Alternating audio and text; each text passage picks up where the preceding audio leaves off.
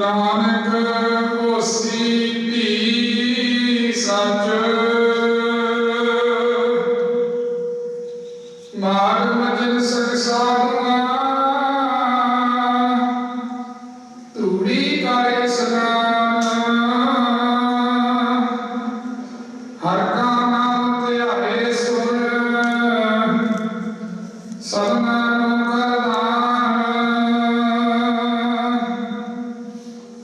जन तन मर उतरै मरते जाए गुमान सच्चा मार्ग चलदिया मुस्बत करे जहान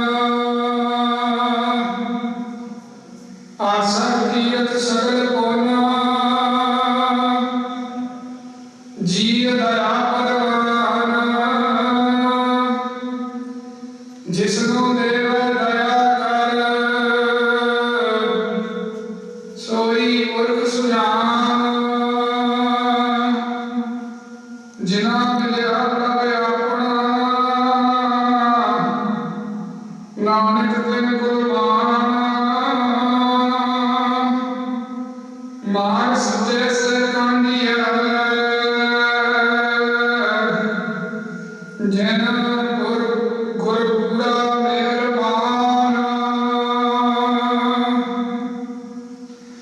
मर जाओ प्यार आगम सुनिया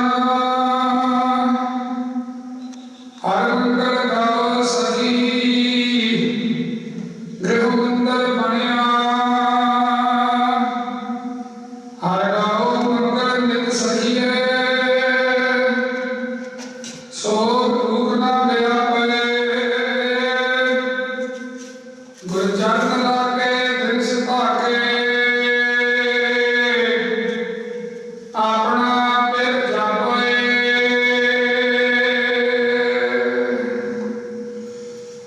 जुग जुग अटल जब तख्त दे मालिक गुरदा गद्दी ते विराजमान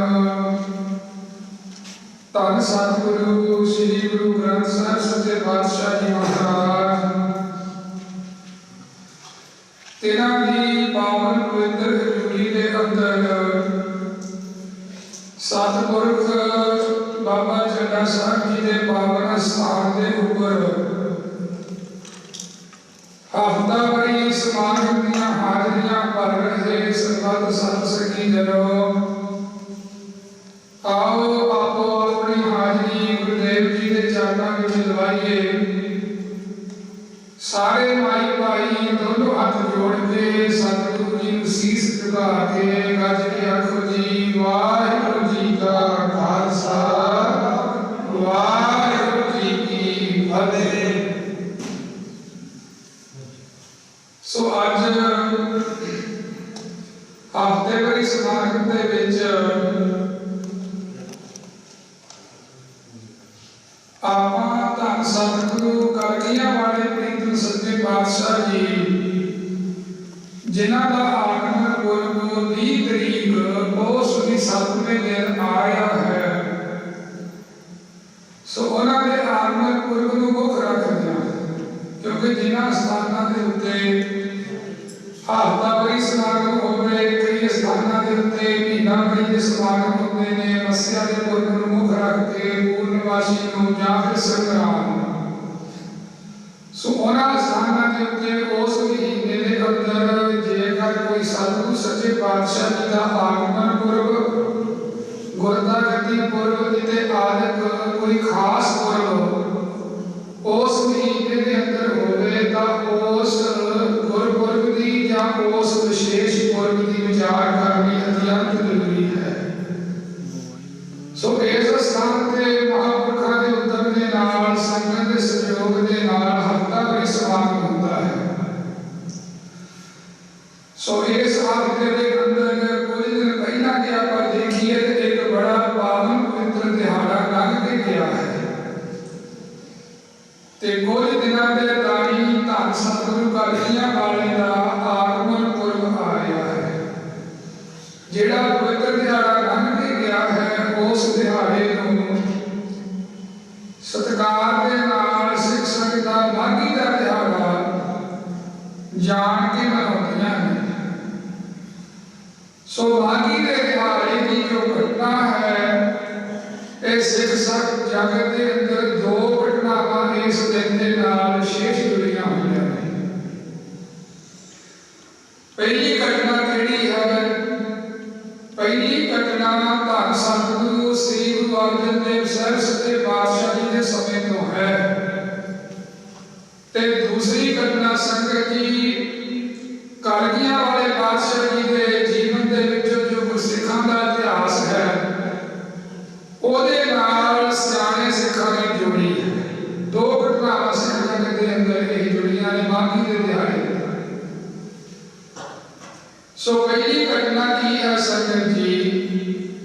पहली घटना है जेदे बारे गुरबाणी दे विच वचन आउंदा है, डिठे सभे थाव नहीं तुद जेहिया बदोह पुरख विधाते, तां तू सोहिया वसदी सगन अपार, अनूप रामदास पुर हरहा नानक कसमल जाए, ताहै रामदास साहिब। सो पावन पवित्र धरती अमृतसर साहिब जी दी, जेदे अंदर धन सतगुरु सोढ़ी सुल्तान सच्चे पातशाह श्री गुरु रामदास जी ने, भाई गुरदास जी फरमाते ने, पूर्ण काल खंडाया अमृतसर विच जोत जगाई। भाई गुरदास जी इस गल की अगवाई करते हैं कि धन सतगुरु श्री गुरु रामदास जी ने जो सरोवर है वो अपने जीवन काल दे विच पूरी तरह खदवा रहा सी। और संत कवि भाई साहब भाई वीर सिंह जी ने एक गल होर लिखी है कि सचखंड हरमंदर साहिब जी के अंदर जिथे सतगुरु श्री गुरु ग्रंथ साहिब जी का प्रकाश होता है, उस स्थान के उत्ते सरोवर के विच एक थड़ा धन श्री गुरु रामदास साहब सच्चे पातशाह जी ने आप बनवाया सी, और संध्या के समय सिख संगतां उत्ते जोत जगाया करदियां सन। सो खैर समा बतीत होंदा गया, श्री गुरु रामदास जी अपने शरीर रूपी चोले को बदल के धन श्री गुरु अर्जन देव साहब सच्चे पातशाह जी के शरीर को धारण करके अपने आप को पंजवीं जोत दे विच प्रगट किया। तो सच्चे पातशाह जी ने फिर उस समय इस काल के अंदर उस हरि का मंदिर साजन की गुरमता बाबा बुढ़ा साहब जी, भाई गुरदास जी ने आके गुरसिखां दे नाल कीता। सो जो ये गुरमता होया ते सच्चे पातशाह जी ने वचन कीता भी किहड़े दिन सचखंड श्री हरमंदिर साहिब जी की नींह रखी जाए। सो गुरसिख बैठे सी जिवें आपां धन सतगुरु श्री गुरु ग्रंथ साहिब सच्चे पातशाह जी की हजूरी च बैठे ना, इसे तरह सिख संगतां सदियां सरमाए दे चरणां दे विच ते जिवें अजकल महापुरख इत्थे आके सारे ने जो कोई गुरमता करना होंदा ते कोई जिहड़े मुखी मुखी सज्जन होंदे ने, महापुरखां नूं आपो अपने ले दिंदे ने। सो इसे तरीके दे नाल ही सतगुरु जी दे चरणां दे विच ब्रह्म ज्ञानी गुरसिख बैठे ने ते गुरसिखां ने अर्ज कीती, धन सतगुरु श्री गुरु अर्जन देव जी नूं सच्चे पातशाह जी किरपा करके आप ही दसो कि इस दिन आपां नींह रखीए और किना ने कोलों नींह रखवानी है, आप ही किरपा करके आप जी ही दसो। ते सच्चे पातशाह जी ने फिर उस दिन वचन कीता सी, जो वचन 12 माह दे विच मारे निधान कीते ने, माघ मचन सब साध पर धूड़ी कर स्नान। सच्चे पातशाह जी ने उस दिन वचन कीता सी कि एक तां धर्म दी एकता असीं करांगे, इस करके जिहड़ी इहदी नींह आ इस्लाम मत दे पूर्ण महापुरख साईं मियां मीर जी पासों रखवावांगे। ते दूजा वचन महाराज जी ने यह कीता सी कि ये जिहड़ी नींह है केस ते रखांगे मारे किते जिधर माघी दा दिहाड़ा होवे, जिहड़ा दिहाड़ा 2 दिन दे नहीं होया, पहलों लंघ के गया है 4 दिन पहलों। सो माघी के दिहाड़े दे उत्ते संगत जी सचखंड श्री हरमंदिर साहिब जी दी नींह दी जिहड़ी पहली गट है वो साईं मियां मीर जी पासों धन सतगुरु श्री गुरु अर्जन देव जी ने माघी वाले दिन रखाई सी। पहली घटना माघी दी गुरसिखां दे विच धन गुरु अर्जन देव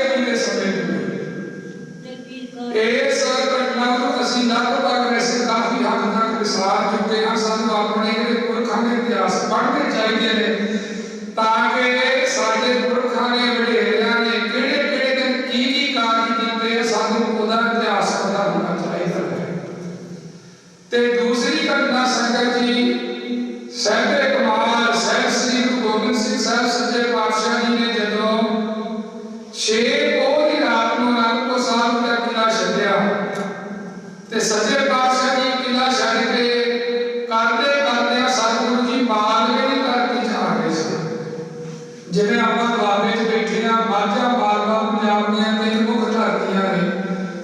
सो कहते सतगुरु सच्चे पातशाह जी मालवे की धरती में चले गए सी ते जदों महाराज जी आनंदपुर साहब जी रहिंदे सन, उत्थे कुछ सिखां ने भुख दे दुख तों सतगुरु जी नूं बुलावा लिख दिता सी ते महाराज साहब जी को उत्थे आनंदपुर साहब दे अंदर छड्ड के जाण दा सलाह कर लई ते सच्चे पातशाह जी ने एक वचन कीता सी भी जे तुसीं जाना है ते एक कागज दे उत्ते इह गल लिख के चले जाओ, अज तो तुसीं साडे गुरु नहीं ते असीं तुहाडे सिख नहीं। महाराज कहंदे वचन करके लिख के दे जाओ, तुहानूं छुट्टियां नहीं। कहंदे ओ कोई गुरसिख बुलावा लिख के आनंदपुर साहब तो महाराज जी को पहलों निकल आई सी। ये माझे दे सिख सी सारे ते कोई इतिहासकारां दा इत्थे थोड़ा जिहा मतभेद है। वो ये गल कहंदे ने भाई महा सिंह जी की जगह ते कुछ बराड़ा ने ये बुलावा लिखा सी। ये दो मतभेद इतिहासकारां दे आपो अपने ने, खैर रहो विचार। पर जदों वो बुलावा लिख के गुरसिख आनंदपुर साहब तो आपो अपने घरां नूं आ गए, जदों घरे आए ते घरे ਜਿਹੜੀਆਂ ਬੀਬੀਆਂ ਸੀ ਪੁਰਾਣੀਆਂ ਸੰਗਤ ਜੀ, ਉਹ ਬੜੀਆਂ ਪਤੀਵਰਤਾ ਪਤਿਵਰਤਾ ਧਰਮ ਵਿੱਚ ਰਹਿਣ ਵਾਲੀਆਂ ਤੇ ਉੱਤਮ ਗੁਣਾਂ ਵਾਲੀਆਂ ਹੁੰਦੀਆਂ ਸੀ। ਉਹਨਾਂ ਨੇ ਆਉਂਦਿਆਂ ਨੂੰ ਪੁੱਛਿਆ ਕਿ ਸਤਿਗੁਰੂ ਜੀ ਦਾ ਕੀ ਹਾਲ ਚਾਲ ਹੈ, ਆਨੰਦਪੁਰ ਸਾਹਿਬ ਜੀ ਦਾ ਕੀ ਹਾਲ ਹੈ। ਤੇ ਇਹਨਾਂ ਜਿਹੜੇ ਗੁਰਸਿੱਖ ਮਹਾਰਾਜ ਸਾਹਿਬ ਜੀ ਨੂੰ ਬੁਲਾਵਾ ਲੈ ਕੇ ਦੇ ਆਏ ਸੀ ਨਾ, ਇਹਨਾਂ ਦੇ ਸਿਰ ਨੀਵੇਂ ਹੋ ਗਏ। ਨੀਵੇਂ ਸਿਰਾਂ ਦੇ ਨਾਲ ਇੱਕ ਗੱਲ ਆਖੀ, ਅਸੀਂ ਸਤਿਗੁਰੂ ਜੀ ਨੂੰ ਛੱਡ ਕੇ ਆ ਗਏ।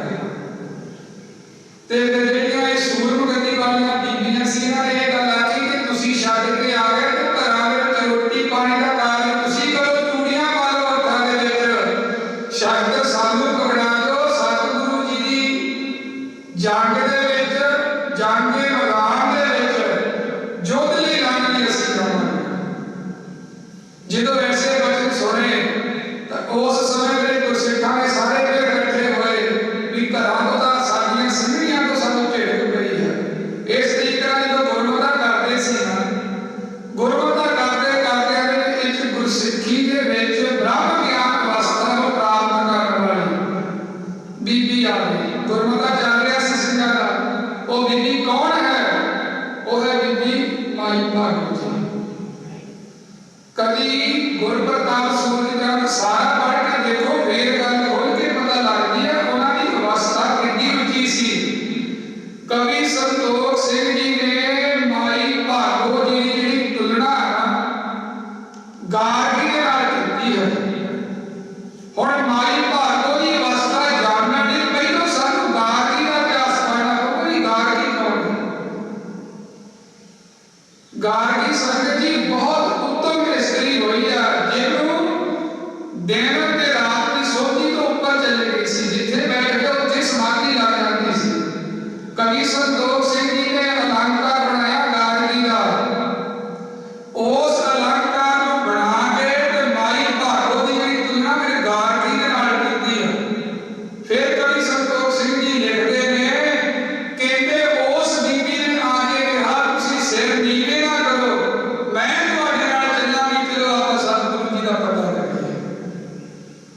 ते कहते करदे करदियां पौह दे महीने विच बदावा दे के आए सी। विसाख दा महीना आ गया सी। पौह माघ फगण ते चेत 3 महीने विच होर पै गए सन। इन्हां ने भी सतगुरु जी की भाल करनी शुरू कीती। 40 गुरसिखां ने ते मोहरे जथेदारी दे विच कौन लगा? एक भाई महा सिंह जी ते एक माई भागो जी।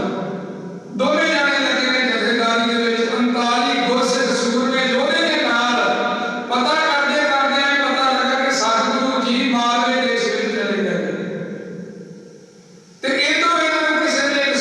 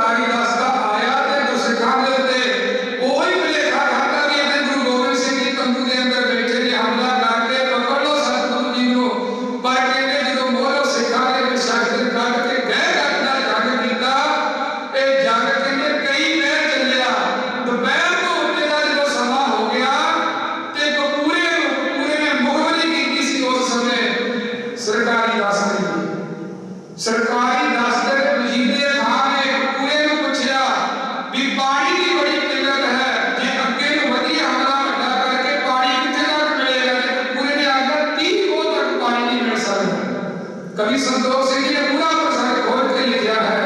ਅਸੀਂ प्रसंग पूरे नहीं पढ़ते, पूरियां गल्लां सुन के किंतु परंतु करते हैं।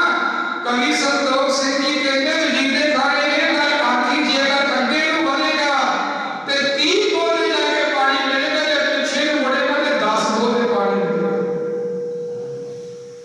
ਵਜੀਦੇ ਦੀ ਕਪੂਰੇ ਦੀ ਗੱਲ ਸੁਣ ਕੇ ਵਜੀਦੇ ਨੇ ਗੱਲ ਆਖੀ ਕਿ ਆਪਾਂ ਪਿੱਛੇ ਨੂੰ ਚਲੇ ਚਲੀਏ, ਕਿਉਂਕਿ ਜਿਹੜੀਆਂ ਮੇਰੀਆਂ ਫੌਜਾਂ ਨੇ ਉਹ ਪਾਣੀ ਦੇ ਦੁੱਖ ਤੋਂ ਧਿਆਈਆਂ ਗਈਆਂ ਨੇ ਤੇ ਉਹਨਾਂ ਦੀਆਂ ਜਿਹੜੀਆਂ ਜਵਾਨਾਂ ਤਾਲੂਆਂ ਕਰਦੀਆਂ ਨੇ, ਗਰਮੀ ਸੀ। ਇਹ ਗੱਲ ਦੀ ਸਲਾਹ ਕਰਕੇ ਇਹਨਾਂ ਨੇ ਪਿੱਛੇ ਨੂੰ ਮੂੰਹ ਨਹੀਂ ਖਾਦੀ ਤੇ ਪਿੱਛੇ ਨੂੰ ਮੁੜ ਗਏ ਨੇ। ਤੇ ਗੁਰਸਿੱਖ ਦਾ ਇੱਕ ਨਿਯਮ ਹੈ, ਭੱਜੇ ਜਾਂਦੇ ਦੇ ਉੱਤੇ ਗੁਰਸਿੱਖ ਕਦੀ ਵਾਰ ਨਹੀਂ ਖਾਂਦੇ। ਇਹ 40 ਗੁਰਸਿੱਖ बहुत जागृति हो गए ने कि जो शहीदियां प्राप्त कर गए ने। ते उस समय करगियां वाले पातशाह किथे सी? खदराने की धाम के लागे एक स्थान है, गुरुद्वारा उत्ते सुभाएमान है। गुरुद्वारे का नाम है गुरुद्वारा टिब्बी साहिब। साहिब श्री गुरु गोबिंद सिंह साहब जी उस टिब्बी के उत्ते बैठे रहे ते जो सतगुरु जी के सूर में जंग करते ने ना ते सतगुरु जी वेला वेला तीर चला देते ने। वो एक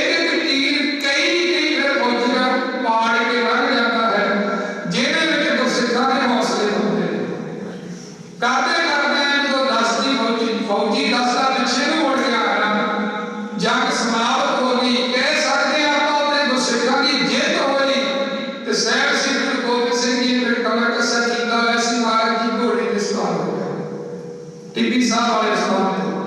सतगुरु जी उत्थों चले ने, चलदे चलदे साहिब किथे पुजे ने जिथे खदरानी दी धाम दे उत्ते जंग होया सी। सच्चे पातशाह जी उत्थे आए ने, घोड़े तो थल्ले उतरे साहिब जी। महाराज साहब जी ने सब तो पहले अपने चरणों का जोड़ा लाया। ਜਦੋਂ ਗੁਰੂ ਗੋਬਿੰਦ ਸਿੰਘ ਜੀ ਨੇ ਚਮਕੌਰ ਦੀ ਗੜੀ ਛੱਡੀ ਨਾ ਸੰਗਤ ਜੀ, ਸੱਚੇ ਪਾਤਸ਼ਾਹ ਜੀ ਰਾਤ ਨੂੰ ਜਦੋਂ 5 ਗੁਰਸਿੱਖਾਂ ਦੇ ਨਾਲ ਗੁਰਮਤਿ ਕਰਕੇ ਬਾਹਰ ਨਿਕਲਣ ਲੱਗੇ, ਸਾਹਿਬਾਂ ਨੇ ਉੱਥੇ ਵੀ ਆਪਣਾ ਜੋੜਾ ਲਾਇਆ ਸੀ। ਤੇ ਭਾਈ ਦਇਆ ਸਿੰਘ ਨੇ ਬੇਨਤੀ ਕੀਤੀ, ਸੱਚੇ ਪਾਤਸ਼ਾਹ ਜੀ ਜੋੜਾ ਕਾਹਤੋਂ ਲਾਉਣ ਲੱਗੇ? ਰਾਤ ਦਾ ਸਮਾਂ ਹੈ।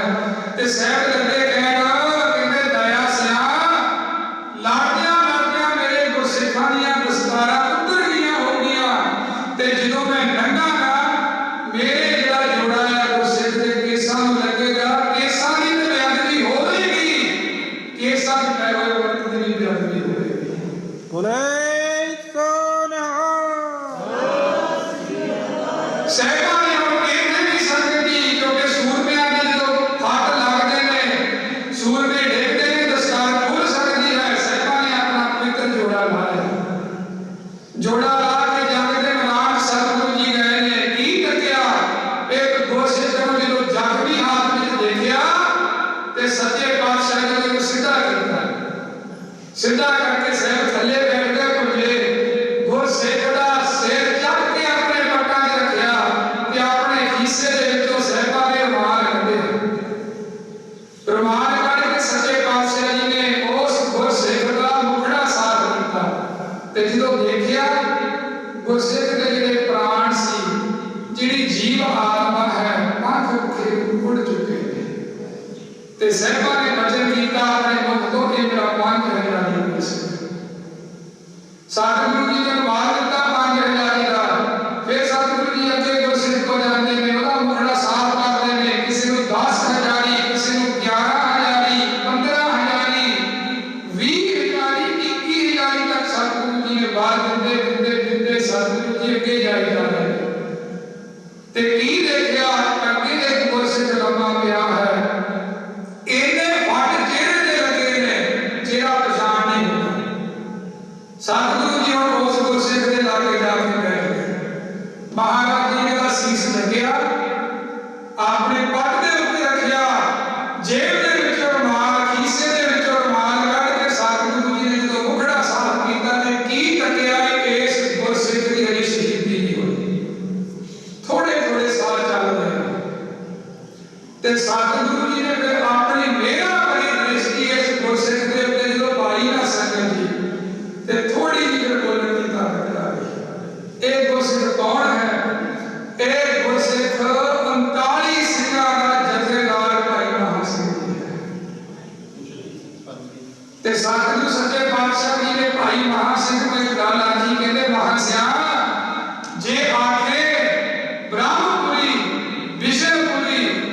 शेरपुरी त्रिलोकी का राज दे दिंदे आ तेरी सेवा तो खुश हां। ते भाई महा सिंह जी दे दोनों हाथ जोड़ गए, कहंदे वचन कीता राज ना चाहो मुक्त ना चाहो, मन प्रीत चरण कमल लाए। सच्चे पातशाह की राज की इच्छा नहीं, जे खुशी दे घर विच आयो कृपा करके अपने चरणों की प्रीति बख्श दो। ते सतगुरु सच्चे पातशाह जी ने फिर वचन कीता, कहंदे भाई महा सिंह कोई मंग ला। फिर बेनती की साहब जी चरणों की प्रीति बख्श। तीजी बारी फिर क्या, फिर कहने महाराज जी चरणों की प्रीति बख्शो। तो जो चौथी बारी कलियां वाले पातशाह ने वचन कीते, साहब लगे कहन गुरु नानक दे घर तो जो मंगेगा दवा देवांगे। चौथा वचन है वापस ना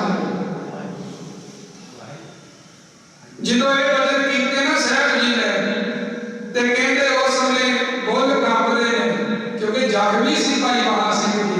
हाथ जुड़े ने, लगे कहन साहब जी जेकर खुशी दे घर विच आके त्रुटे हो कृपा करके ओ जेड़ा वदावा पाड़ दे।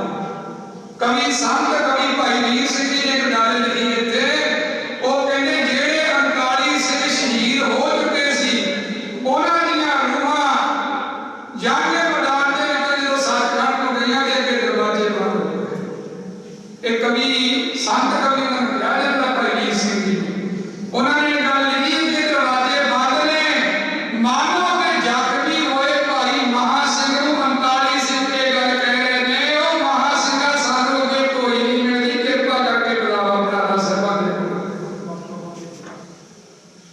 ते सतगुरु जी दे चरणों दे विच उस समय फिर भाई महा सिंह जी ने दोनों हाथ जुड़े ने बेनती की, सच्चे पातशाह जे मेरे दे घर विच आयो कृपा करके ओ वदावा पा दे। ते देखो संगत जी गुरु दा कितना प्यार है सिख दे नाल। कभी पढ़ के देखो गुरप्रताप सूरी ग्रंथ भाई संतोख सिंह जी लिखते हैं, जो साहब जी आनंदपुर का किला छड्ड के तुरे ना, ते सतगुरु जी दे कोल विद्या दा इन्ना खजाना सी। 16 मन दा ग्रंथ जिहदा नाम सी विद्या का सागर ग्रंथ, श्री गुरु गोबिंद सिंह साहब जी का जिहदा नाम सी विद्या का सागर ग्रंथ। पर जो कोई दुनिया में इदां दा ग्रंथ नहीं सी जेड़ा उलझा सतगुरु जी ने नाम करवाया। कोई दुनिया में इदां दा ग्रंथ नहीं सी। 52 कवि सी साहबां दे कोल, कल्ले कल्ले कवि कोल कल्ले कल्ले ग्रंथ दे उलझे कराए सी, जेड़ा भार 16 मन बनदा सी ओ विद्या का सागर ग्रंथ सरसा नदी दी भेंट हो गया। किन्ने जाना तो प्यारे सिख सरसा नदी की भेंट हो गए, पर साहिबां ने वो टुकड़ा नहीं सरसा नदी की भेंट हो गया। जिदों भाई साहब जी ने बेनती की ना सतगुरु जी के चरणों च, ते सतगुरु जी ने अपने कमर कसे च रखिया सी। सतगुरु नूं पता सी जे को गुर ते बेमुख होवे बिन सतगुर मुक्त ना पावे, पावे मुक्त ना होत कोई, कुछ हो लेकियां जाए अनेक दुनी भरम आवे बिन सतगुर मुक्त ना पावे। सतगुरु की शरण होना पैंदा गुरसिख नूं। ते साहिबां नूं पता सी मेरे सिख भुल्ले ने एक दिन मेरे घरे आउणगे। ते जदों बेनती कीती भाई महा सिंह ने, सतगुरां ने अपने कमर कसे दे विचों कढिया कागज ते महाराज साहब ने इधर दोनों हत्थां दे नाल ले के पाड़ दित्ता। जदों पाड़िया अरशां दे विचों जगारे होए सचखंड दे दरवाजे खुल गए, जिन्नियां शहीद सिंघां दी अरमासी साहब ने सचखंड च प्रवेश किया। ये कवि भाई वीर सिंह जी ने गल लिखी है, क्योंकि कई बार बहुत ग्रंथ पढ़ के कोई गल एक ग्रंथ च नहीं लिखी होती, दूसरे च होती है, दूजे च नहीं, तीसरे पर जिहड़े ग्रंथ दे कर्ता ने लिखण वाले वो सार्थक होने चाहिए, नास्तिक नहीं होना चाहिए। साडी लिखण दा हर एक दा तरीका आपो अपना है। सो कहते फिर भाई महा सिंह जी के सामने जो कागज मांगे ते भाई महा सिंह जी ने अखां मुंददियां भाई साहब की शहीदी प्राप्त कर गए। फिर साहिबां दी निगाह पई किहड़े ते जेड़ा आपां पहिलों जिक्र कीता सी 40 सिंघां दी जिहड़ी जथेदार नहीं बनी सी, माई भागो जी दे उत्ते। माई भागो ते जदों सतगुरां दी निगाह पई की देखदे ने शरीर पूरी तरह जख्मी ने।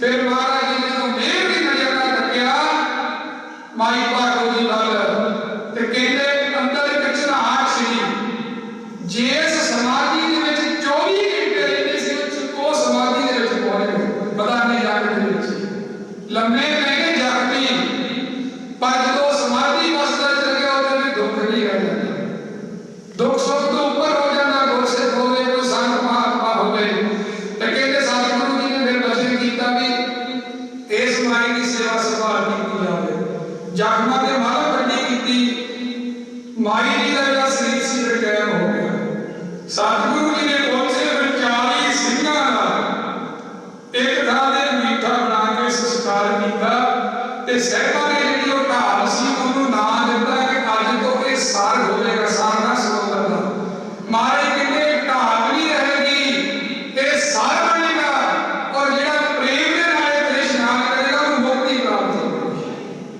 ये वचन कीते साहिबां ने ते फिर गुरसिखां दे विच एक गुरसिख होया जिहदा नाम सी भाई लंगर सिंह जी सतगुरु जी ने उत्थे जदों उन्हां सिखां दा संस्कार कीता ते भाई लंगर सिंह जी ने बाद उत्थे मीठा बनाया जिवें आपां कोई महापुरुष संसार दे उदों चले गया शरीर करके आत्मा करके नहीं आके सतपुरुष फिर उन्हां दी याद विच कोई ना कोई थां बन जांदा भाई लंगर सिंह जी ने उत्थे मीठा स्थापत कीता ते सतगुरु जी दक्षिण देश नूं चले गए भाई लंगर सिंह जी ने गुरसिखां दा गुरमता कीता भी इस स्थान दे उत्ते पानी दी किल्लत है शहीदां दे दिहाड़े नूं किस दिन मनाया जावे भाई लंगर सिंह जी ने कहा कि गुरसिखां दे अंदर इस स्थान ते बादी वाले शहीदां दा याद कीता जाएगा उस दिन तो लेके मुक्तसर दा जिहड़ा जोड़ मेला है वो माघी दा जोड़ मेला 40 शहीद सिंघां दी याद दे अंदर गुरसिखां विच मनाउणा शुरू होया है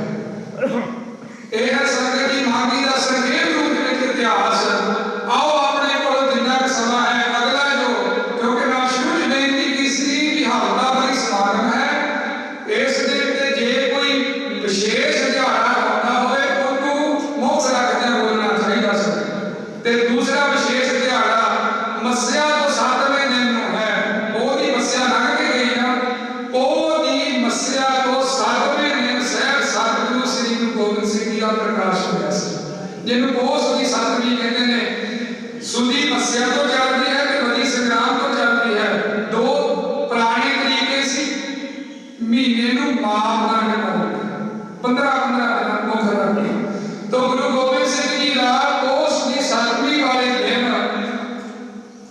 पटना साहिब जी की पावन पवित्र धरती दे उत्ते प्रकाश होया ते वेले पुरुष हुंदे ने संसार दे उत्ते जेहड़ी अपनी आत्म कथा लिख सकदे कोई नहीं लिख सकदा अपनी आत्म कथा किसे वेले वेले दे हिस्से आउंदी आ ते सहब गुरु कलगियां वाले सच्चे पातशाह जी ने वचन लिखे ने अपनी कथा बखानो तब सादिक जे विद मोए आनो है कुंड पर्वत है जहां सत सिंह शोभित है कहां सत सिंह तै नाम कहावा पंड राज जय जोग कमावा तै हमें अज तपस्या साधी महाकाल काल का पराती एक दिन करत तपस्या भयो द्वय दे एक रूप आए गयो सच्चे पातशाह जी फरमाਉਂਦੇ ਨੇ मैं इस संसार ਦੇ ਉੱਤੇ ਪ੍ਰਗਟ ਹੋਣ ਤੋਂ ਪਹਿਲਾਂ ਹੇਮਕੁੰਟ ਸਾਹਿਬ ਦੀ ਪਾਵਨ ਪਵਿੱਤਰ ਸਥਾਨ ਤੇ ਬਹੁਤ ਭਾਰੀ ਤਪੱਸਿਆ ਕੀਤੀ ਉਸ ਤਪੱਸਿਆ ਦਾ ਮੈਨੂੰ ਫਲ ਕੀ ਮਿਲਿਆ मैं ਤੇ ਮੇਰਾ ਜਿਹੜਾ ਪ੍ਰਭੂ ਸੀ ਦੋਨੇ ਜੇ ਹੋ ਗਏ ਤੂੰ ਕਰਤਾ ਤੂੰ ਆ मुझ में रहा ना हो जब आता परदा मिट गया जब देखो तब तू कहते हम जिधर भी देख रहे हैं उस प्रकाश का दर्शन हो गया तो इस जेडी दोवां तो एक होने वाली घटना है ये भी कभी पढ़ के देखो कर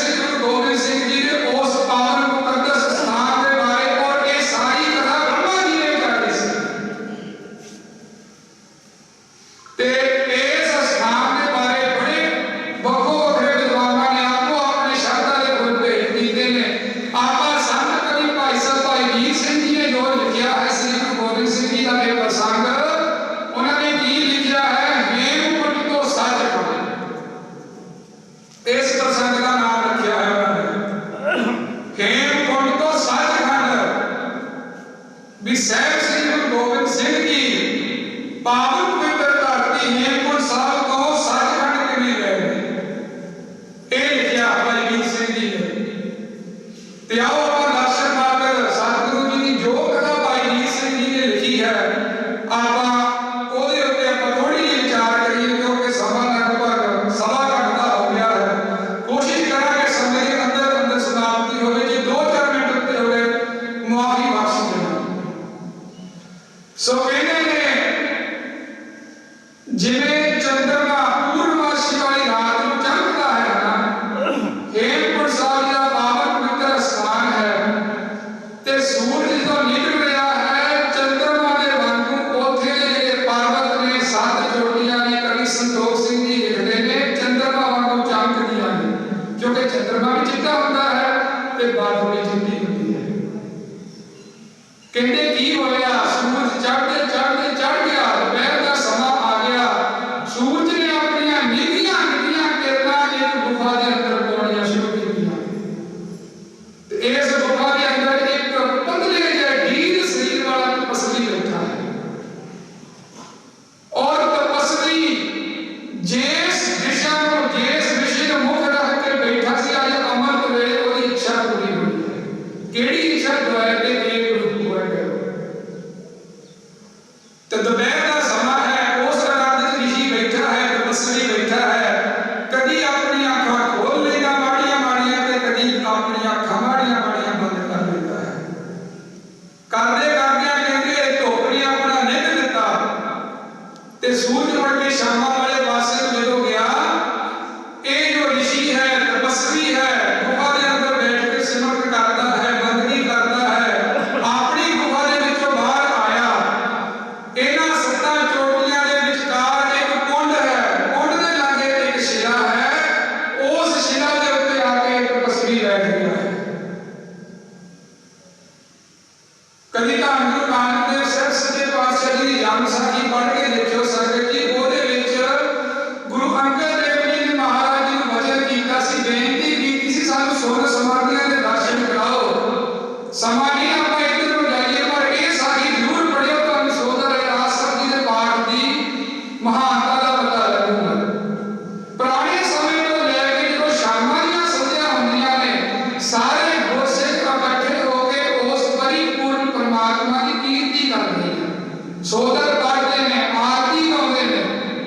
ਸੋ ਕਹਿੰਦੇ ਨੇ ਲਾਗੇ ਜਿੰਨੇ ਪਰਬਤ ਸੀਗੇ ਉਹਨਾਂ ਦੇ ਉੱਤੇ ਵੀ ਰਿਸ਼ੀ ਰਿਹਾ ਕਰਦੇ ਸੀ, ਜਿੰਨੇ ਵੀ ਪਰਬਤ ਸੀ ਉਹਨਾਂ ਦੇ ਵਿੱਚੋਂ ਮੁੱਖ 6 ਰਿਸ਼ੀਆਂ ਦੇ ਨਾਮ ਭਾਈ ਵੀਰ ਸਿੰਘ ਜੀ ਨੇ ਲਿਖੇ ਨੇ। ਕਿਹੜੇ? ਕਹਿੰਦੇ ਇੱਕ ਜੋਗਨਾਥ ਜੀ, ਇੱਕ ਸੰਨਿਆਸਵਾਲ ਜੀ, ਇੱਕ ਉਹਨਾਂ ਨੇ ਲਿਖਿਆ ਆ ਅੱਲਾਹਕਾਰ ਤਪੀ ਜੀ, ਫਿਰ ਉਹਨਾਂ ਨੇ ਇੱਕ ਲਿਖਿਆ ਆ ਬੋਧ ਮੁਨੀ ਜੀ, ਸੋਨ ਮੁਨੀ ਜੀ ਤੇ ਬ੍ਰਹਮ ਰਿਸ਼ੀ ਜੀ।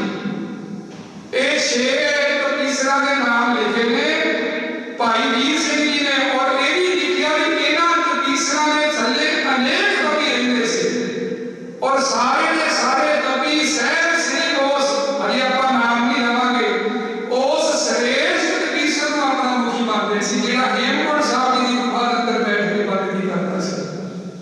ਜਿੰਨੇ ਵੀ ਤਪੀਸਰ ਨੇ ਇਕੱਠੇ ਹੋ ਕੇ ਸ਼ਾਮ ਨੂੰ ਆਉਂਦੇ ਨੇ, ਉਸ ਪਰਿਪੂਰਨ ਪਰਮਾਤਮਾ ਦੀ ਕੀਰਤੀ ਗਾਉਂਦੇ ਨੇ, ਕੀਰਤੀ ਕਰਕੇ ਅਰਦਾਸ ਬੇਨਤੀ ਕਰਦੇ ਨੇ ਤੇ ਫਿਰ ਵਾਪਸ ਆਪੋ ਆਪਣੀਆਂ ਗੁਫਾ ਤੇ ਚਲੇ ਜਾਂਦੇ ਨੇ। ਅੱਜ ਇਹ 6 ਦੇ 6 ਤਪੀਸਰ ਆਏ ਨੇ, ਇਹਨਾਂ ਦੇ ਇੱਕ ਤਪੀਸਰ ਦੇ ਥੱਲੇ ਮੰਡਲੀ ਹੈ ਕਵੀਆਂ ਦੀ, ਆਪੋ ਆਪਣੀ ਮੰਡਲੀ ਨੂੰ ਲੈ ਕੇ ਆਏ, ਬੈਠ ਕੇ ਉਸ ਮੁਕੱਦਸ ਸਥਾਨ ਤੇ ਪਰਿਪੂਰਨ ਪਰਮੇਸ਼ਰ ਦੀ ਕੀਰਤੀ ਕੀਤੀ। ਕੀਰਤੀ ਹੋਈ, ਸਮਾਪਤੀ ਹੋਈ, ਬੇਨਤੀਆਂ ਹੋਈਆਂ। ਅੱਜ ਇੱਕ ਅਨੋਖੀ ਘਟਨਾ ਵਾਪਰੀ, ਭਾਈ ਵੀਰ ਸਿੰਘ ਜੀ ਲਿਖਦੇ ਨੇ ਕਿ ਇਹ ਤਪੀਸਰ ਨੇ ਵਾਪਸ ਨਹੀਂ ਗਏ, ਦੁਬਾਰਾ ਫਿਰ ਬੈਠ ਗਏ ਉਸ ਸ੍ਰੇਸ਼ਟ ਤਪੀਸਰ ਦੀ ਸਭਾ ਦੇ ਵਿੱਚ। ਜਦੋਂ ਤਪੀਸਰ ਜੀ ਨੇ ਤੱਕਿਆ ਵੀ ਸਾਰੇ ਮੁਖੀ ਰਿਸ਼ੀ ਦੁਬਾਰਾ ਬੈਠ ਗਏ ਨੇ ਤੇ ਜਿਹੜੇ ਉਹ ਮੁਖੀ ਤਪੀਸਰ ਸੀ ਉਹ ਵੀ ਆਪਣੀ ਸ਼ਿਲਾ ਦੇ ਦੁਬਾਰਾ ਬੈਠ ਗਏ। ਜਦੋਂ ਆਪਣੀ ਸ਼ਿਲਾ ਦੇ ਦੁਬਾਰਾ ਬੈਠੇ ਨਾ, ਸਭ ਤੋਂ ਪਹਿਲਾਂ ਜੋਗਨਾਥ ਜੀ ਜਿਹੜੇ ਰਿਸ਼ੀ ਸੀ, ਜਿਨ੍ਹਾਂ ਦਾ ਨਾਮ ਜੋਗਨਾਥ ਭਾਈ ਵੀਰ ਸਿੰਘ ਨੇ ਲਿਖਿਆ, ਉਹ ਕਹਿੰਦੇ ਨੇ ਬੇਨਤੀ ਕੀਤੀ ਤਪੀਸਰ ਜੀ ਦੇ ਚਰਨਾਂ ਦੇ ਵਿੱਚ। ਉਹ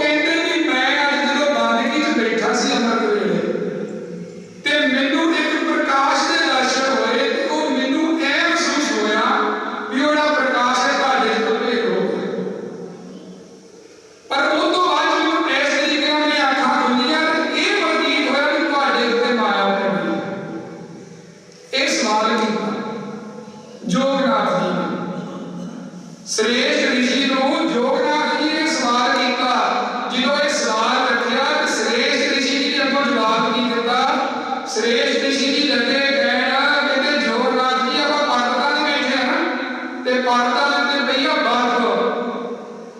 बर्फ धुप दे सेक दे नाल चश्मे का रूप धारण करदी है। चश्मा जाके अलकनंदा नदी च जाके पैंदा है ते अलकनंदा जिहड़ी है पवित्र नदी गंगा दे विच जाके रलदी है ते गंगा जाके जिन्ना चिर समुद्र च नहीं रल जाती अपना सफर नहीं बंद करदी। ये उस रेत दी जी ने वचन कीते ते कहंदे जदों गंगा समुद्र च जाके रलदी है ते समुद्र चाहे इस गंगा दी नदी चों आए होए पानी दी दुबारा भाप बने बदल का रूप धारण करे ते मुड़ के बुंदा का रूप धारण करके धरती ते डिग के धरती दी तपश नूं खत्म कर देवे। ओहदे विच फिर गंगा दे नदी दी पानी दा कोई कसूर नहीं।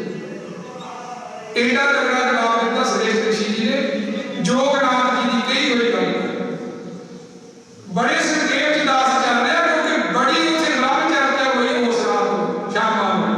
फिर उदों बाद विच सन्यास लाल जी ने महाराज जी दे श्रेष्ठ ऋषि जी ने चरणों च बेनती की। कहते जिहड़ा निर्विकार होवे अविनाशी होवे उत्थे इच्छा नहीं होया करदी। इह सवाल कीता सन्यास लाल जी ने श्रेष्ठ ऋषि जी नूं। कहते जिहड़ा अविनाशी होवे निर्विकार होवे उत्थे इच्छा नहीं होया करदी। जदों ये सवाल कीता ते कहते ਜਿਹੜੇ श्रेष्ठ ऋषि जी सी उन्होंने अगों हुक्म जवाब दिता। कहते हुक्म है अंदर सब को बाहर हुक्म ना कोई। जदों ਇਹਦੀ व्याख्या भी लिखी है भाई वीर सिंह जी ने बड़ी लंबी है संक्षेप च आपां रहना है। कहते जदों ये जवाब दिता ते उस समय अल्लाह यार तभी ने एक सवाल कीता सिखां दे चरणां दे विच। कहते फिर जे हुक्म दे विच रहना हुक्म दी व्याख्या करो। महाराज जी कहते कहते हुक्म है अंदर सबको बाहर हुक्म ना कोई। नानक हुक्म है जे बुझे ता हम कहना कोई। कहते उस हुक्म की व्याख्या नहीं हो सकती। कहते क्यों? कहते कहते को शोभा नहीं देखा ही प्रमाद। उस हुक्म के दर्शन करके ਉਹਦੇ ਵਿੱਚ ਅਭੇਦ ਹੀ ਹੋਇਆ ਜਾ ਸਕਦਾ ਹੈ ਉਹਦੀ व्याख्या नहीं ਕੀਤੀ ਜਾ ਸਕਦੀ। फिर कहते बोधमुनि जी ने सतगुरु जी के चरणों में सवाल किया जदों कोई हुक्म ही नहीं फिर इच्छा कितों आई ते हुक्म कितों आया? ते महाराज ने वचन जवाब दिता हुक्म ही होवन आकार हुक्म ना कहया जाए। कहते उस हुक्म दे विचों हुक्म दे हुक्म नूं पा के आकार बन गया। फिर सोन ऋषि जी ने सतगुरु जी दे उस श्रेष्ठ ऋषि के चरणों में बेनती की। उन्होंने एक सवाल रखा ओहदा उत्तर सतगुरु जी ने दिता। फिर ब्रह्म ऋषि जी ने एक सवाल किया ओहदा उत्तर सतगुरु जी ने दिता। सतगुरु जी ने सारे उत्तर दे के उस श्रेष्ठ ऋषि जी ने उत्तर दे के एक गल आखी मैं अपने हुक्मी दे हुक्म नूं बचाउणा है जिवें तुहाडी इच्छा है तुसीं कर लो। इन्नी गल कह के सतगुरु जी उस श्रेष्ठ कवि जी अपनी शिला तो उठे फतेह खिचाई के अपनी गुफा के अंदर चले गए। ये जिन्ने ऋषि सी वापस आपको अपनी गुफावां दे विच चले गए। की होया अज रात जदों बीत होई 1-1.5 बजे का समा होया सारे ने इशनान पान कीते ते आपो अपनी समाधियां दे विच बैठ गए। समाधियां दे विच अज सारियां किसे एक श्रेष्ठ पुरुष के दर्शन हो रहे हैं। समाधियां खुलियां सूरज जदों निकलिया समाधियां खुलियां ते की होया सब तो पहले जोगनाथ जी ने ऋषि जी सी ना वो अपने आसन तो उठ के सन्यास लाल जी के कोल गए। सन्यास लाल जी ने कुछ बहुत वचन कहे आप साझे करते हैं। भाई साहब जी ने लिखे ने भाई वीर सिंह जी ने कहते कि जोगनाथ जी लगे कहन मैनू अज जदों समाधि च बैठा सी ते गोरखनाथ जी के दर्शन होए ते गोरखनाथ जी ने यह गल आखी उस परिपूर्ण परमात्मा ने सृष्टि के उत्ते नमूने का मनुख जां करिए मनुख का नमूना तैयार करना है ओदे लिए ड्यूटी लगी है श्रेष्ठ ऋषि। तुसीं ओदे काम च दखल ना दिओ। जदों ये गल बोधनाथ जी ने आखी ते सन्यास नाथ जी अगे बोले कहंदे मैं सच दसां अज मैनूं शिव जी महाराज के दर्शन होए सुने। जो गल तैनूं गोरखनाथ जी ने आखी आ वो गल मैनूं शिव जी ने आखी। फिर दोनों जने तैयार हो गए, किथे गए ने? अल्लाह यार नबी की गुफा ते गए ने। अल्लाह यार नबी की गुफा ते जाके जो बेनती की भी सानू इस तरीके नाल दर्शन होए ने। ये जेड़ा अल्लाह यार नबी सी इस्लाम मानदा सी। ये बाद विच गया सी, काफी बाद विच उस स्थान ते तपस्या कर गया सी मुहम्मद साहब को बाद विच। उन्हें ये गल आखी, मैनू समाधि विच मुहम्मद साहब के दर्शन होए। खैर मुक्ति गल करदे करदे सारे ऋषियां दे कोल जो गए ना, कल्ला कल्ला ऋषि ते सारियां नूं किसी ना किसी श्रेष्ठ उत्तम महात्मा दे भगवान दे दर्शन होए। ते उन्होंने इक्को गल आखी कि नमूने दा मनुख या मनुख दा नमूना तैयार करना है दुनिया दे उत्ते, उस काज दी श्रेष्ठ तबीर दी ड्यूटी लगी आ, ओहदे काम च दखल ना करो। जो शामा पईयां संगत जी फेर दवा लो, आपां हुण दी भाषा दे हिसाब नाल कहंदे कि सोलर दा पाठ दा समां होया। सारे ऋषि फिर इकट्ठे होके किथे आ गए? उस कुंड दे किनारे ते आ गए ने। कुछ समां पहलों आ गए उस कुंड दे किनारे ते। उत्थे दे जेहड़े तबी जी ने अपनी गुफा चों बाहर नहीं निकले, भाई वीर सिंह जी लिखदे ने। पर जदों अज बाहरों निकले बाहर ते सारे दे हत्थ जुड़े ने, बेग मत्था टेकिया, नमस्कार कीती, बैठ गए। सारे ने उस परिपूर्ण परमात्मा का जस करना शुरू किया। जो हरि जस होया, आरती गाई गई, उपरंत अरदासां बेनतियां होईयां, समाप्ति हुई। अज फिर जिन्ने ऋषि ने दोबारा बैठ गए ते श्रेष्ठ ऋषि ने तकिया भी फिर बैठ गए ने, वो भी अपनी शिला ते बैठ गए। ते सब तो पहले नंबर ते फिर सारियां दा पुजी बन के ब्रह्म ऋषि जी ने बेनती कीती। कहंदे श्रेष्ठ तपी जी तुहाडे चरणों च बेनती है, जिथे तुसीं जाना है सानू भी नाल ले चलो, तुहाडी तुकै साडा कोई। ये बेनती की। जो कहते ये बेनती की ते सतगुरु जी ने फिर वो श्रेष्ठ ऋषि कौन ने? उन्हें दुष्ट दमन दिता जिन्हां ने अवतार धारिया साहिब श्री गुरु गोबिंद सिंह जी के रूप में।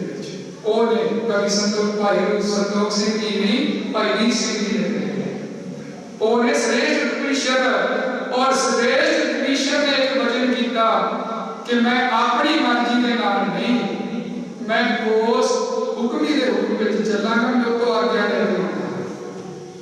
फिर कहंदा इथों उडारी मारी किथे पुजे, जिथे सचखंड वसै निरंकार, कर कर वेखै नजर निहार। उथे जाके अर्ज कीती, ठाड़ पायो मैं जोर कर। साहिबा दी आप दी बाणी ने कोई मनो दी गल है। ठाड़ पायो मैं जोर कर, वज्र कहा सिर न्याए, पंथ चले तब जग में जाप करो सुनाए। कहंदे मैं साहिब दे मार्ग दे दर ते खड़ा होकर अरदास कीती। गुरु गोबिंद सिंह जी कहंदे मैं दोनों हाथ जोड़ के सिर नीवा करके अरदास कीती। ठाड़ पायो मैं जोर कर, वज्र कहा सिर न्याए, पंथ चले तब जग में जाप करो सहाय। जेहो जिहा मनुख तुसीं चाहुंदे ने मैं साझांगा, पर जे तुसीं किरपा करो। फिर कहंदे परिपूर्ण परमात्मा की आज्ञा हुई। दोबारा साहिब जी हेमकुंड साहब जी की पावन पवित्र धरती ते आए। ते जदों सतगुरु जी इत्थे आए ते सारे ऋषि उड़ीकदे सी साडे लई की सुनेहा लैके आउणगे। ते फिर साहिबां ने कहा जिवें तुहाडी इच्छा है चलो ना। कोई छोटे मोटे गुरसिख नहीं आए सी कलगीਆਂ वाले पातशाह दे नाल, बड़े बड़े बड़े तपीसर सी ओह। एवें नहीं बंद बंद कटा के बिना सिर तो लड़ गए। बंदगियां सी संगत जी उन्हां दे कोल। बिना बंदगी तो एक काज नहीं होंदे, बिना बंदगी तो तर्क हो सकती है, जे बंदगी दे काज हो सकते हैं। खैर वो विचार के साहिब जी अपनी कामना लिखते हैं। इधरों वो समा आ गया मुर्ग पूर्व की सत्याना, पाक पाक के तीर्थ नाना, जब ही जात त्रिवेणी पहले उन दान दिन कर्त बदले। महाराज जी इत्थे देखते ने कहीं प्रकाश हमारा है। इतने आप थोड़ी जी विचार करांगे, उसके बाद समाप्ति है। मारे कहते मेरे माता पिता ने पंजाब देश तो पूर्व देश की यात्रा आरंभ की ते रास्ते दे विच जिन्ने भी कोई तीर्थ स्थान आउंदे ने उत्थे जाके गुरसिੱਖੀ का प्रचार करते करते किथे पहुंचे इलाहाबाद की धरती ते। इत्थे कुंभ दा मेला बहुत बड़ा लगता है, महापुरुषां नूं पता है सारा कुछ। सो क्योंकि इत्थे तीन नदियां इकट्ठियां याद बनता है इलाहाबाद धरती ते सहब गुरु नौवें पातशाह जी की इत्थे याद विच गुरुद्वारा साहब बनया हुआ है। इस स्थान ते जो पुजे बारे कहंदे जग ही जात त्रिवेणी भरे पुण्य दान दिन करत बधाए। इत्थे महाराज साहब जी ने बड़ा पुण्य दान कीता ते सहबां दे नाल नौवें पातशाह श्री गुरु तेग बहादुर जी दे नाल उन्हां दे माता नानकी जी सन ते माता नानकी जी ने दोनों हाथ जोड़ के बेनती कीती भाग जी लाल जी मेरे सिर दे साईं कहण तो भाव श्री गुरु हरगोबिंद साहब जी। गुरु हरगोबिंद साहब जी ने एक वचन कीता सी सानू कि तुसी अपने पोते दे दर्शन करके रहोगे उन्हां दे तुसी शरीर नहीं छड्डना ते तुहाडे विआह नूं लगभग 30-31 साल हो गए क्योंकि शादी तो 32 साल बाद श्री गुरु गोबिंद सिंह जी का अवतार होया सी। तुहाडी शादी नूं 30-31 साल हो गए ने वो दिन कदों आएगा जिद्दन मैं अपने पोतरे के दर्शन करांगा ते कहंदे उस समय फिर सतगुरु जी ने वचन कीता सी विजय धर्म शास्त्र दे विच गल लिखी है इस ग्रंथ दे करता अकाल तख्त साहब दे मगरले पासे एक बंदा है शहीद बाबा गुरबख्श सिंह जी उन्होंने ग्रंथ लिखा दास दे कोल पत्थर छापे का ग्रंथ मौजूद है लड़ीवार है सारा ग्रंथ अजकल नहीं मिलता वैसे भी साहब वाले ने उन्होंने कोशिश की उस ग्रंथ को पालिश करके छापण दी दास को पत्थर के छापे का ग्रंथ मौजूद है ਉਹਦੇ ਵਿੱਚ ਲਿਖੀ ਇਹ ਗੱਲ ਕਿ ਨਾਵੇਂ ਪਾਤਸ਼ਾਹ ਜੀ ਨੇ ਉਹਦੇ ਵਿੱਚ 5 ਸਿੱਖ ਲਾ ਕੇ ਅਖੰਡ ਪਾਠ ਸਾਹਿਬ ਕਰਵਾਇਆ। ਇਹ ਸਿੱਖ ਜਗਤ ਦਾ ਸਭ ਤੋਂ ਪਹਿਲਾ ਅਖੰਡ ਪਾਠ ਸੀ क्योंकि वो पहला सतगुरु ने सहज पाठ जरूर कराए ने कवि संतोख सिंह जी ने लिखा सारा इतिहास पर सिख जगत का पहला अखंड पाठ इलाहाबाद की धरती पे होया प्रयागराज ते सहबा ने वचन कीते गुरु तेग बहादुर जी ने कि तुसी अपने पोते की अरदास करो। गुरसिखां ने अरदास कीती ते संगत जी जिवें मैं पहलो वचन कीता सी ना बेनती कीती सी आप जी नूं कि स्वै कथा आदम कथा दे विच असीं अपना जन्म नहीं लिख सकदे क्योंकि असीं कदों जन्मे आ सानू नहीं पता किसी नूं नहीं पता असीं किधर जन्मे आ सानू की पता है विचों गर्भ निकल आया खसम सार दुनिया च चलाया सानू माता दे उदर तो बाहर होण वाले दिन दा पता है पर साडे जन्म दा सानू नहीं पता सी माता दे गर्भ दे अंदर किधर दे केस समय प्रवेश कीते सी किसी नूं नहीं पता ना सानू अपनी जन्म दा पता ना मौत का पता है। दो चीज़ां परमेश्वर जी ने इस जीव को पर्दे रखियां ने पर सहब श्री गुरु गोबिंद सिंह जी ने वचन लिखे ने तही प्रकाश हमारा भयो इलाहाबाद की धरती दे उत्ते माता दे उदर दे विच कहंदे साडा प्रकाश ते अगली पंक्ति च लिखदे ने पटना शहर विखै भावना माता दे उदर चों जिहड़ी बाहर आउण दी क्रिया ओहदा नाम जिन्हों असीं जन्म पाते हैं पैदा होने की क्रिया उन्होंने भाव किया जाता है मारे किधर त्रिवेणी वाले स्थान पे साडा प्रकाश होया है ते जदों मेरे पटना शहर दे विच पहुंचे उत्ते जाके साडा भाव होया ये सहबां ने वचन लिखे ते इहदे ताकतवादी सवाल कर सकता है भी सतगुरु जी परमेश्वर का अवतार लगे क्योंकि गुरु ग्रंथ साहब की पंक्ति आउंदी है सो मुख जलै जित कहे ठाकुर जोनी ओ मुंह सड़ के सवाह हो जवे जेड़ा कहंदा है ठाकुर जोनियां जोड़ा संतरियां दी करतार सिंह जी खालसा पिंडरा वाले एक बारी कलकत्ते गए सी उत्थे कोई गुरसिखां ने सवाल कीता सी महापुरखां भी गुरु ग्रंथ साहब की पंक्ति आउंदी है सो मुख जलै जित कहे ठाकुर जोनी ते तुसी कहंदे हो गुरु परमेश्वर है गुरु रब है साडी गल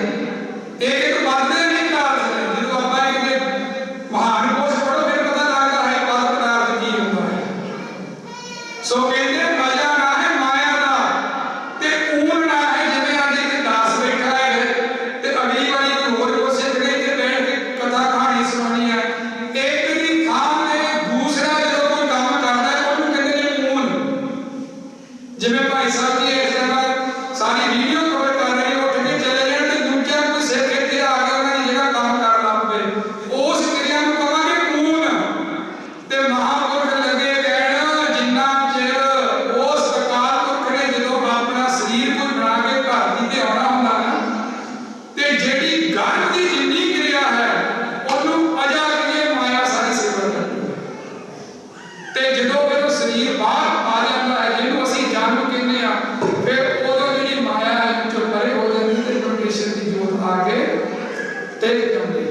फिर वो अपने सारे कार्य करती है तदे क्या जन्म मरण दुह में नाही जन पर पुकारी आए जीव दान के भगनी नायन हस उतैन मनाए।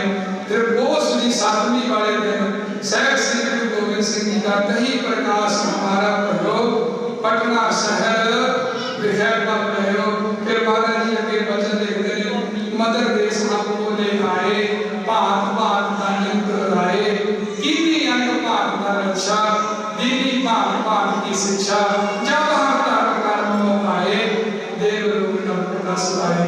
सो एनिया बेनतियां प्रवान कर दिया। सो बाकी दे पवित्र दिहाड़े नूं मुख रख दिया ते सहज श्री गुरु गोबिंद सिंह साहब जी ने आपने गुरु मुख रख दिया।